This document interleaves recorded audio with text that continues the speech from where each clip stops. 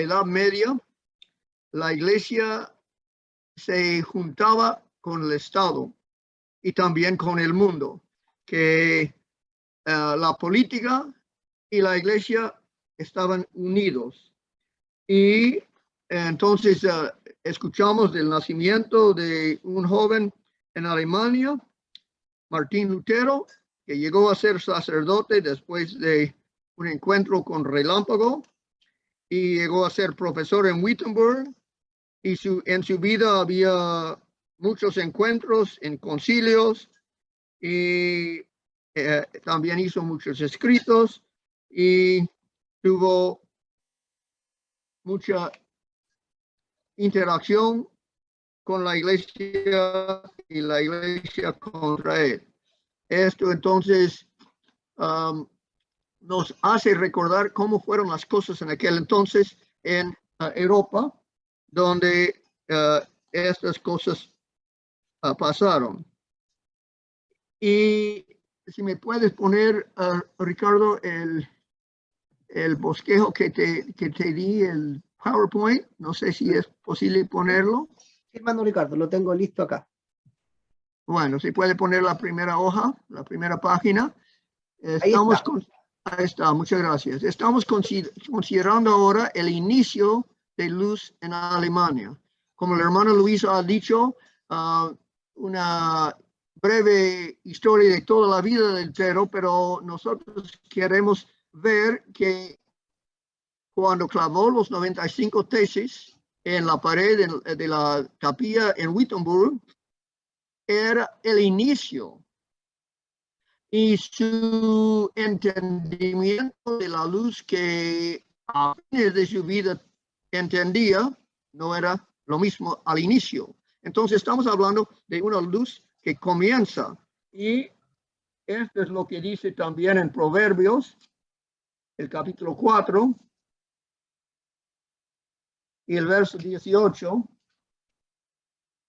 En Proverbios 4, 18 leemos: mas la senda de los justos es como la luz de la aurora, que va en aumento hasta que el día es perfecto. Esto nos da a entender que si aceptamos la luz que recibimos de Dios, podemos avanzar a más luz. Y así fue en el caso de Martín Lutero,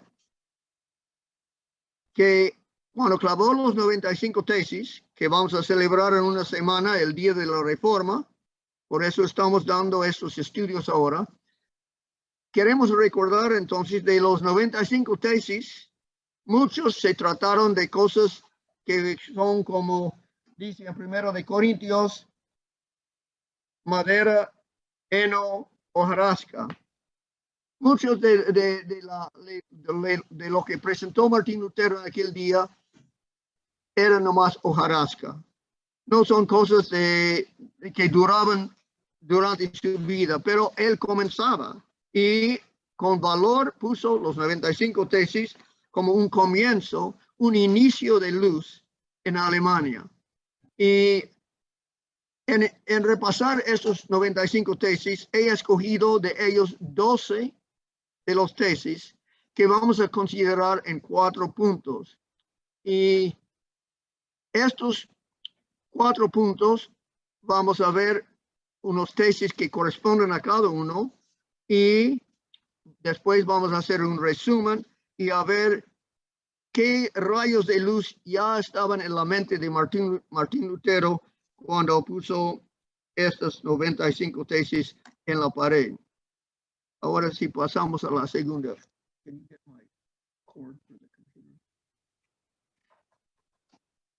Entonces, primeramente queremos considerar el arrepentimiento y perdón. Y vamos a considerarlo según el tesis número 1, el número 6 y el número 36.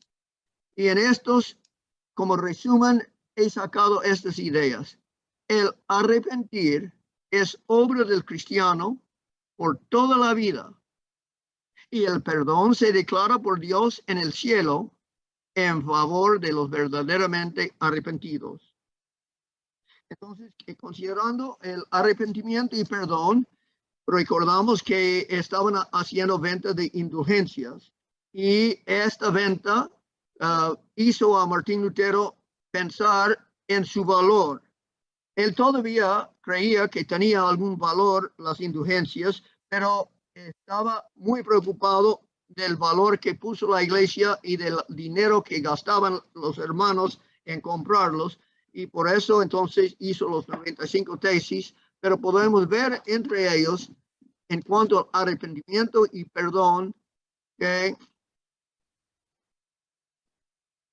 pasa? En cuanto al arrepentimiento y perdón, podemos ver que el arrepentir, según dicen los tesis, es obra del cristiano por toda la vida. Y el perdón se declara por Dios en el cielo en favor de los verdaderamente arrepentidos. Ahora pasamos al próximo vista para citar de los tesis mismos. Y podemos citar del número 1, del número 6 y del número 36 para sacar estas ideas que hemos presentado. Dice el número 1, cuando nuestro Señor y Maestro Jesucristo dijo, haced penitencia, ha querido que toda la vida de los creyentes fuera penitencia. Y el número 6 dice, el Papa no puede remitir culpa alguna, sino declarando y testimoniando que ha sido remitida por Dios. Y el número 36 dice, cualquier cristiano verdaderamente arrepentido tiene derecho a la remisión plenaria de pena y culpa, aún sin carta de indulgencia. Hermano Ricardo, si puede regresar al anterior. Eso es. Entonces, hemos resumido estos tres, el 1, el 6 y el 36, con la idea de que el arrepentir es obra del cristiano por toda la vida. Y el perdón se declara por Dios en el cielo en favor de los verdaderamente arrepentidos. Ahora puede pasar abajo 2. Eso es. Y concluyo entonces, a mi parecer, que podemos concluir de estos tesis que el perdón es una obra celestial. El perdón es una obra hecha por Dios en el cielo. Dijo que el Papa puede perdonar solo si Dios ya ha perdonado o remitido la culpa en el cielo. Entonces, concluyo que el perdón es una obra celestial, hecho por Dios en el cielo. Y como segundo punto de una verdad que saco de estos tesis, el arrepentimiento es obra continua. Como Cristo dijo, perdónanos nuestros pecados en el Padre nuestro. Aquí vemos, Martín Lutero está captando la idea de que el arrepentimiento es obra continua por toda la vida cristiana.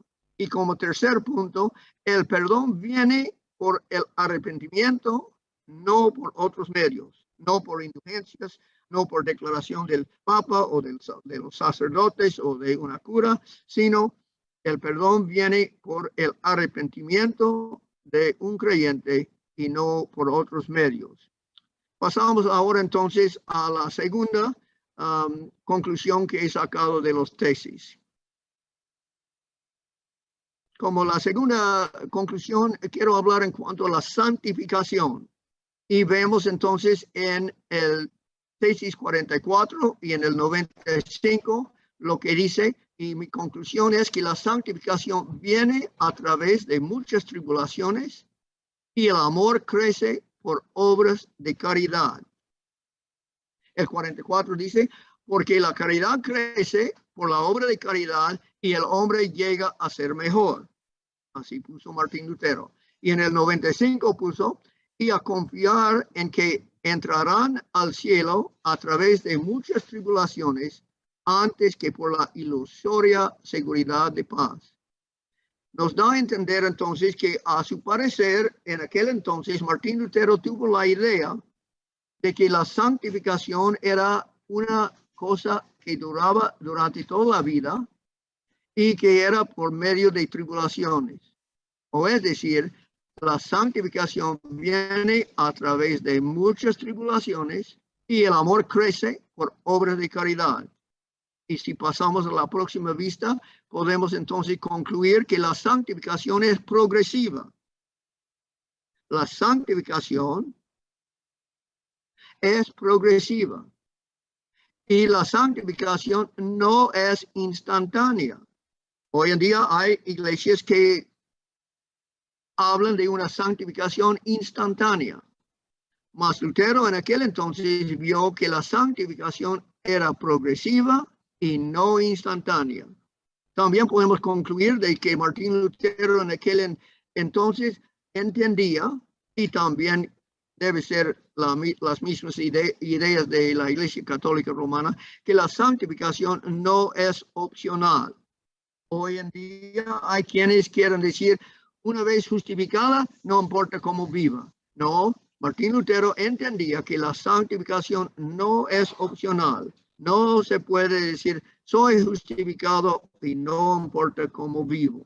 Y como cuarto punto, el creyente obra en la santificación por medio de muchas tribulaciones, por medio de obras de caridad se va creciendo. Entonces, da a entender que el creyente mismo obra en su santificación. Esta es la luz que Martín Lutero va a mejorar durante su vida y va a haber una clara distinción entre la santificación y la justificación, porque la justificación no incluye obras del creyente, sino únicamente las obras de Cristo. Pero en la santificación el creyente también obra con la ayuda del Espíritu Santo. Y esto entonces ya aparece como rayos de luz en los 95 tesis. Pasamos a la tercera. Ahora, en cuanto a la predicación de la palabra, Martín Lutero también lo menciona en varios y he escogido dos de su tesis, el 53 y el 90, porque veo en ellos que los pastores deben predicar la palabra y dar razones bíblicas para las cosas que enseñan a los laicos. Esto saco del 53 y del 90. En el 53 dice, son enemigos de Cristo y del Papa los que para predicar indulgencias ordenan suspender por completo la predicación de la palabra de Dios en otras iglesias. Y el 90 dice, reprimir estos sagaces argumentos de los laicos solo por la fuerza, sin desvirtuarlos con razones, significa exponer a la iglesia y al Papa a la burla de sus enemigos y contribuir a la desdicha de los cristianos. O es decir, que con estos dos tesis vemos que la palabra de Dios debe ser predicado en la iglesia, lo que fue, como el hermano Luis nos mostró, muy escaso en aquel entonces. Los pastores deben predicar la palabra y dar razones bíblicas para las cosas que enseñan a los laicos. No nomás usar la fuerza, el poder político o el poder de la iglesia para que los laicos acepten sus ideas, sino dar razones bíblicas y predicar la palabra. Y podemos concluir de esto en la próxima vista, que el cristiano crece por escuchar la palabra. Hemos hablado de la santificación, este es crecer, y el cristiano crece por escuchar la palabra, y era ya en la mente de Martín Lutero. Y la palabra, y no la fuerza, trae cambios de ideas y acciones. Y las ideas de la Edad Media van a ser enteramente cambiados, no por la fuerza, porque los reformadores no tuvieron la fuerza en su favor, no tuvieron el Estado en su favor. Era enteramente por medio de la palabra y presentando argumentos bíblicos.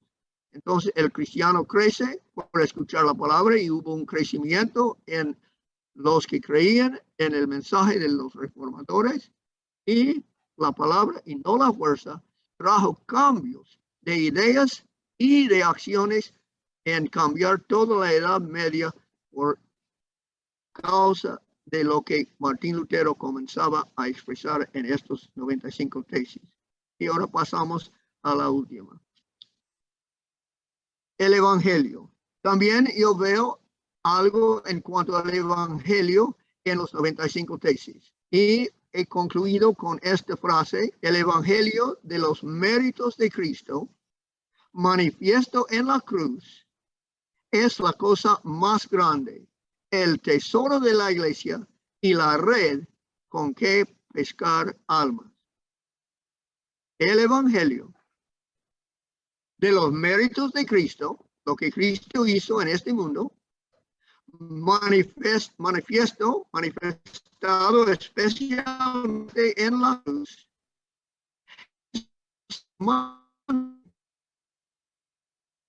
el tesoro de la iglesia y la red con que pescar almas. Esta conclusión saco las siguientes tesis que vemos en la próxima.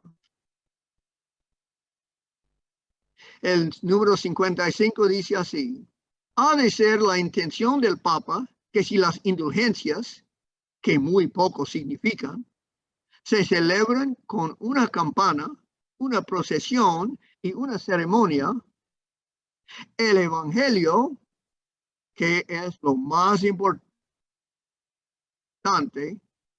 debe predicarse con 100 campanas, 100 procesiones y 100 ceremonias. Número 55. El número 60 dice: no hablamos exageradamente si afirmamos que las llaves de la iglesia, donados por el mérito de Cristo, constituyen ese tesoro.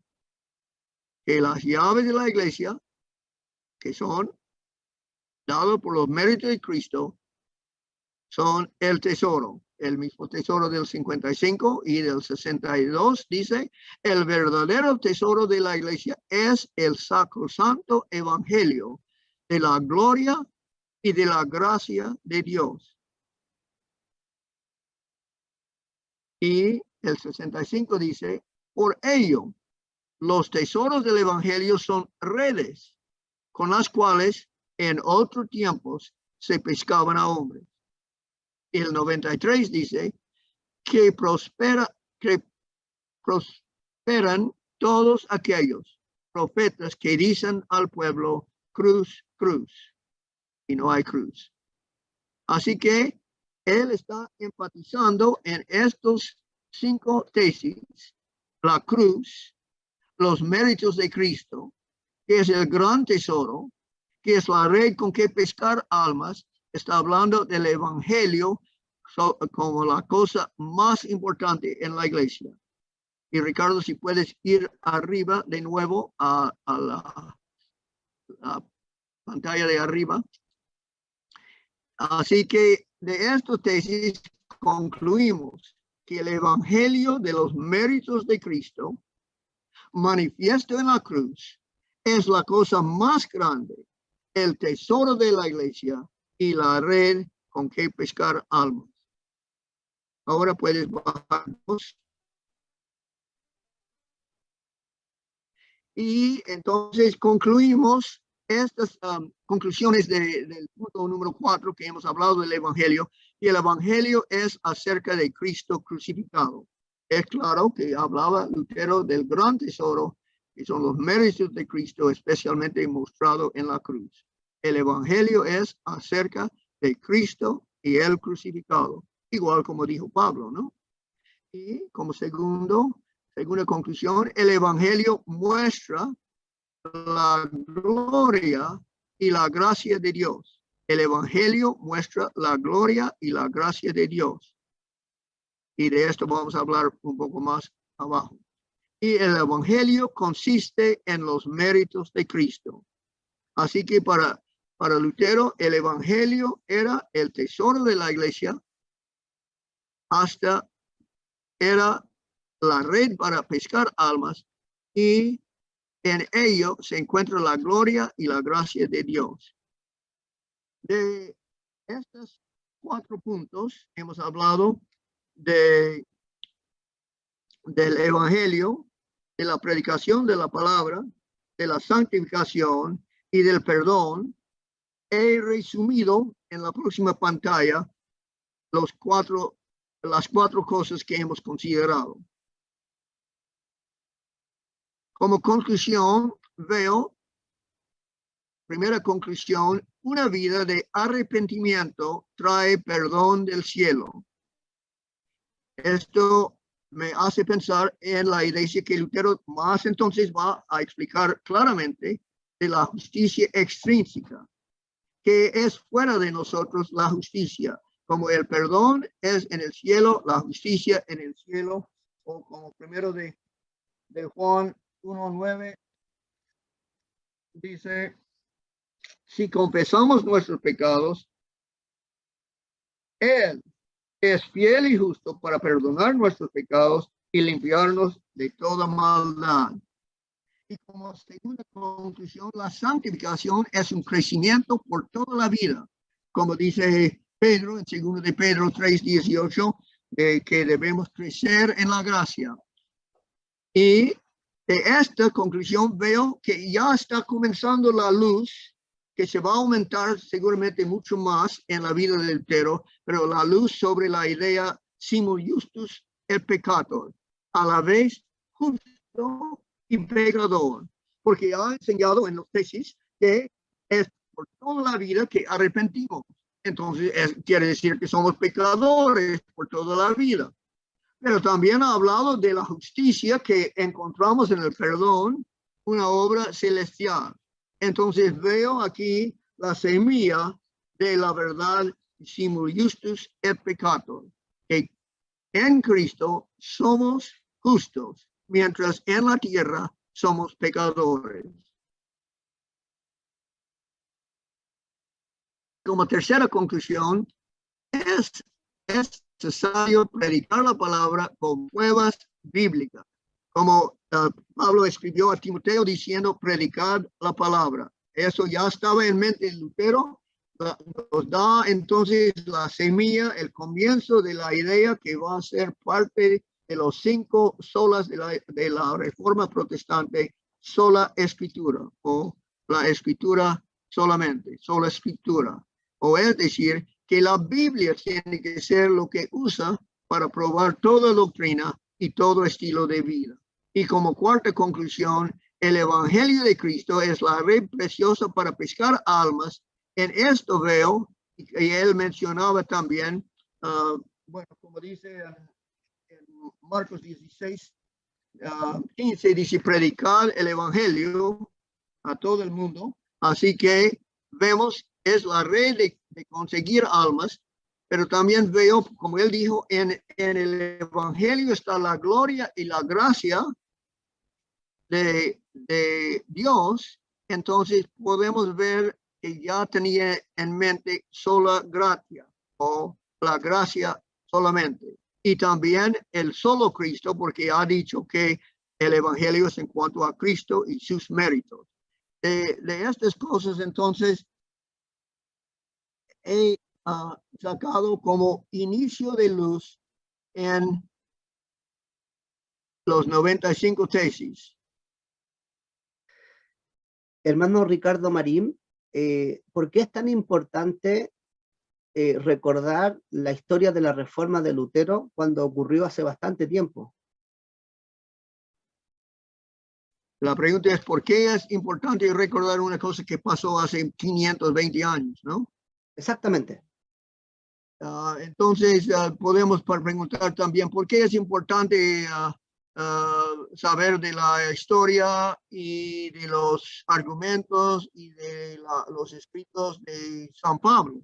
¿No? Porque fue hace 2000 años, ¿no? Tenemos entonces que ver que nuestros antepasados son los que nos han traído luz.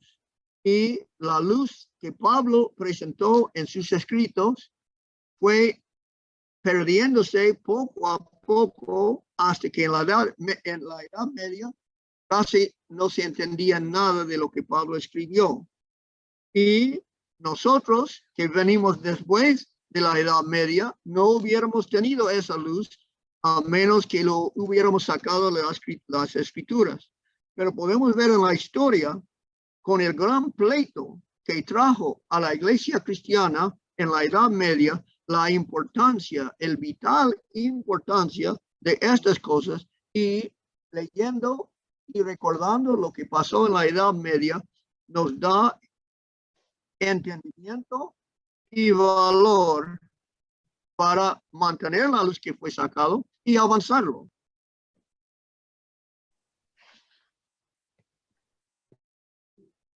Acá un hermano pregunta, dice, ¿las 95 tesis de Lutero son 100% bíblicas? No, seguramente no son 100% bíblicos, por eso he sacado solo de 12 y hasta ellos también, como la hermana Daniela nos enseñó hace unos meses, que Lutero creía en las indulgencias todavía cuando escribió los 95 tesis, y varias cosas que él escribe ahí da mucho poder al papado y a los sacerdotes, así que no son 100% bíblicos, no. Hermano Ricardo, acá hay una pregunta, dice, en nuestra época, en nuestro tiempo, ¿en qué aspecto nosotros podríamos aprender acerca de Lutero cuando clavó las 95 tesis? En nuestra época. Pues una cosa que debemos recordar es que todo el mundo se celebra el 31 de octubre, pero pocos son los que celebran el 31 de octubre en cuanto al día de la Reforma. Y esto es una tristeza en las iglesias protestantes que no lo enfatizan mucho más. Debemos recordar esta historia, porque si no lo recordamos, somos condenados a repetirlo. Y la última pregunta, hermano Ricardo Marín, para usted, ¿en qué sentido nosotros hoy en día somos herederos de la Reforma? ¿En qué aspecto nosotros nos podríamos asimilar a Martín Lutero? Bueno, es muy buena pregunta y la pregunta posible debe poslongar hasta unos estudios más adelante, porque hemos hablado nomás del comienzo de la luz, ¿no?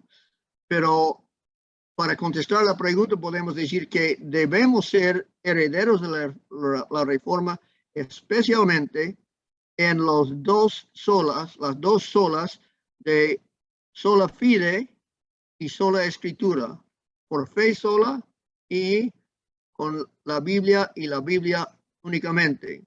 Pero también las demás solas debemos también enfatizar y usar, pero las dos que nos separan del catolicismo son sola fide y sola escritura. Pero debemos también recordar sola gratia, la gracia solo, y solo Cristo, y a Dios, solo Deo, gloria, a Dios sea la gloria. Pero muchos comparten con nosotros, a Dios sea la gloria, solo Cristo y sola gratia. Pero es por fe sola y la escritura sola que es la gran división de entender el protestantismo aparte del catolicismo.